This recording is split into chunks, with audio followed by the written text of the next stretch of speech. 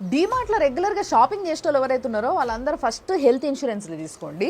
Sick లీవులు ఉంచుకోండి పనికొస్తే sick అయినప్పుడు. ఎందుకట్లా చెప్తున్నా అంటే మీరు చూస్తున్న విజువల్ ఏదైతే పిండి ఓపెన్ చేసి ఆ డబ్బాలు వేస్తున్నారో అట్లా కుల్లా డబ్బాలలో వేస్తారు కదా, అట్లా వేస్తున్న పిండి రేపో మాపో ఎక్స్పైరీ అయిపోయేది. ఒక పిండే కాదు, డీమార్ట్ బ్రాండ్ తోని ఏదైతే పసుపు కారం ఉంటే అవి కూడా మైక్రోబయాలజీ టెస్ట్ చేస్తే అవి ఫెయిల్ అయినాయి. Heavy metals, pesticides, artificial dyes limit కి మించి ఉన్నాయంట. కంటామినేషన్ లెవెల్స్ కూడా కొన్ని బ్యాచెస్ లో టెస్ట్ చేస్తే ఉండాల్సిన దానికన్నా 80 టైమ్స్ ఎక్కువ ఉన్నాయంట. ఇట్లా కల్తీలే కాదు, వీళ్ళ బిల్లులు కూడా తేడాగానే ఉంటాయంట. ఒక ఆమె షుగర్ కొనుక్కుంది, 60 రూపీస్ 50 పైస్ ఉంది అది దానిపైన రేటు, కానీ వేసింది మాత్రం 67 రూపీస్ వేసిండ్రు. తీసుకపోయి ఏందమ్మా ఇది గింత ఎక్కువ వేసిండ్రు అని అడిగితే అయ్యో అదేదో బై మిస్టేక్ లో జరిగినట్టుంది మేడం అంటారు. అట్లా ఎన్ని బై మిస్టేక్ లు జరిగినాయో చూసుకోకుంటే తెలియనేది తెలియదు.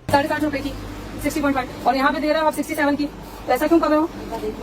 नहीं, कितने लोग नहीं देखते होंगे और लिया लेते होंगे. 2019 లో కూడా ఇట్లానే కోట్ల కేసు అయ్యింది, అది రుజువు అయింది కూడా. ఏం జరిగింది, అవుట్లెట్ కి ఒక 2 లక్షలు 2.5 లక్షలు ఫైన్ వేసిండ్రు. అందులో సరుకులు కొనుక్కొని తిని హాస్పిటలైజ్ అయిన వాళ్ళకి బిల్లు కూడా గంతే అవుతుంది ఒక్కొక్కరికి. ఇంకా వేల మంది పోయి షాపింగ్ చేస్తా ఉంటారు డిమార్ట్ లా, అయినా కూడా వీళ్ళకి ఇంత చిన్నగా ఫైన్ వేసి వదిలేసిండ్రు అని అంటే ఏమనాలిగా. ఇంత జరుగుతుంటే మరి ఎందుకు డీమార్ట్ విషయంలో FSSAI సైలెంట్ ఉన్నట్టు? ఏమన్నా స్పెషల్ మినహాయింపులు ఇస్తున్నారా? సో జనాలకు ఒకటే విషయం చెప్దాం అనుకుంటున్నా, ఏంది అని అంటే బయట కంటే కూడా అందులో ఒక 4 రూపాయలు తక్కువకు వస్తుంది ఒక ప్రోడక్ట్ అని అడవి కొనుక్కొచ్చుకున్నారు అనుకో, హాస్పిటల్ బిల్లు 400 అవుతుంది. అది గుర్తుపెట్టుకొని పోండి.